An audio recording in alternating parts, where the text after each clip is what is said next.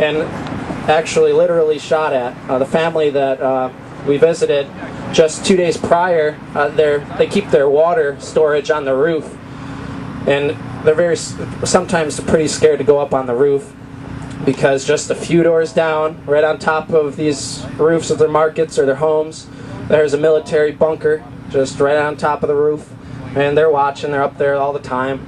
They don't really like the camera though, so they'll kind of hide in their bunker when you're trying to take pictures. But they had shot at the water canister, water container on this roof, and there were 3 holes, and they did it so that the water would leak out, so these people would not have any water. And there was a lot of things like that. Right near an elementary school in Hebron, the elementary school and cemetery. Well, the first thing, even the military was on patrol even in the cemetery, and near this elementary school. And written right on near the elementary school on this wall was that the settlers, I guess, had spray painted on, said "Gas the Arabs." And you would run into a lot of things like that. You'd also see Palestinian spray paint from the Palestinian side. I would say Zionism is racism, Free Palestine. But the "Gas the Arabs" thing kind of just hit a nerve with me personally. I couldn't seem to grasp how your own, the Jewish people, not even a century ago, were just facing mass slaughter, and then you're calling for mass slaughter against another people. It doesn't seem to make any. I can't understand personally how people can think like that. But anyways, Hebron was a very extreme case but a quintessential example of what's going on in all of Palestine. The wall, you can't go anywhere without hitting into the wall. That thing is humongous. It dwarfs the Berlin Wall. It's about 8 meters high. I forget how many, over 400 miles long. They're not even done yet. They began doing that, I think, in 2002. So, to give you an idea of how big it is. They're not even done. But you can't, tell you a personal story. In Jericho, we were just visiting. We were trying to go to as many various parts of the West Bank as I could in the short time I had, about a week there, to experience life in the West Bank. And I went to Jericho, and on the way, you go on this major Israeli highway. Palestinians aren't allowed on there unless they have some special permit from Israel that has their car allowed to go on there. And as you travel along, it's beautiful, first of all. The West Bank is very beautiful. Very hilly, too. Beautiful hills. And it gets a little sandier towards Jericho. And when you start looking to the left and right, you'll start seeing some shacks. And those are the Palestinians. And they have their little paths that they're allowed on. So you'll see them roaming in the hills a little bit. On their paths, not allowed roads or anything. You wouldn't want that. And then in Jericho, I met just amazing people, first of all.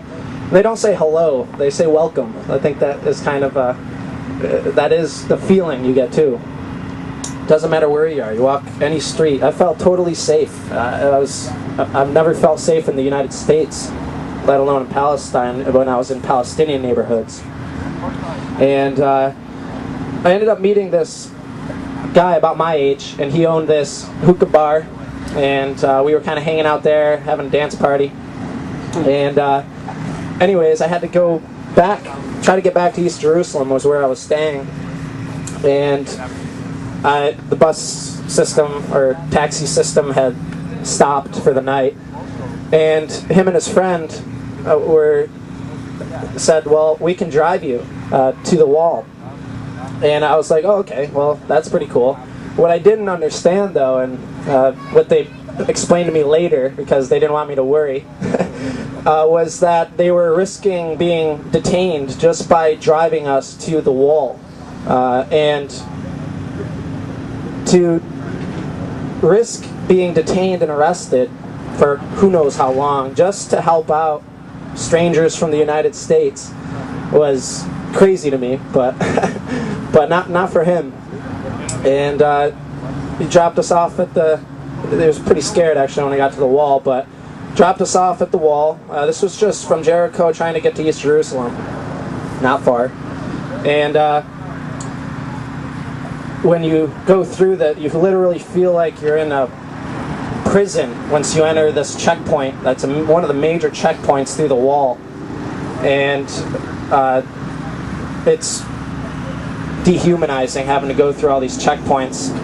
And like in Hebron, for example, there's like over 100 checkpoints in Hebron. You go down an alleyway, you got to go through a checkpoint, you go down another, you go through another checkpoint, checkpoint.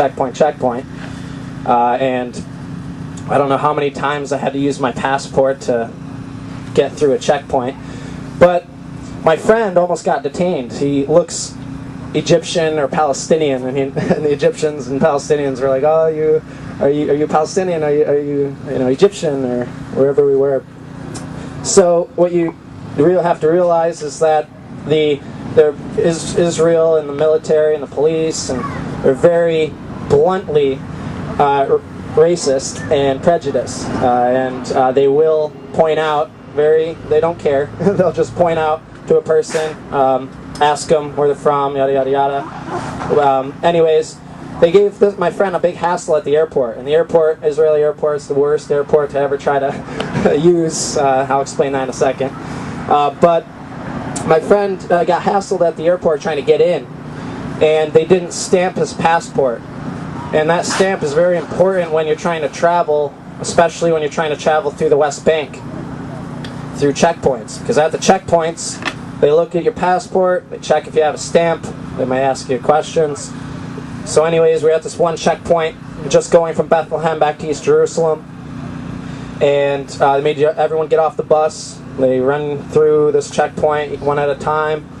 Luckily, I was able to snap a photo, and he tried deleting it, but I convinced him that I didn't take a picture. But anyways, my friend almost got detained at that checkpoint because he didn't have that stamp on his passport. And we had, luckily, a group of us from the Gaza Freedom March there to support him, to try to get to 3 to 4 hours in total, trying to get to just the terminal to leave. It begins outside the airport even. There's 2 checkpoints you go through to try to get to the airport in Tel Aviv. The first one is a military checkpoint. Or no, the first one is a police checkpoint, and then they kind of go on the bus. They'll point out a few people, like they point out the 2 Palestinians on the bus, and they point out my friend, ask him to show ID, and they let the rest of us go. And then next checkpoint's a military checkpoint. They'll point out people and take them off the bus. This time they took the 2 Palestinians off the bus, of course, and myself. And the reason was they thought I was with these 2 Palestinians. And they asked me if I was with them. I was like, no. And they're like, okay, you can get back on the bus. And then these 2 Palestinians ended up being detained, so they didn't come back on the bus. Then we got to the airport, and we're going through just to get to where to put the bags on the belt. You get approached by 6 different times. You have to show your passport, ask the same questions, answer the same questions. And they have these, I don't know, secret codes with their stickers and their numbers. So if you get a 2, you're good. If you get a 3, you need more questioning. I don't know, something like that. And you go through these checkpoints within the airport. Finally, you're allowed to put your bags on the belt. You have to usually do it 3 or 4 times, your bag, so it takes forever to even get through that. And then they point out people to go to the special security counter. So me and my friends had to go to the special security counter. I forget what they called it.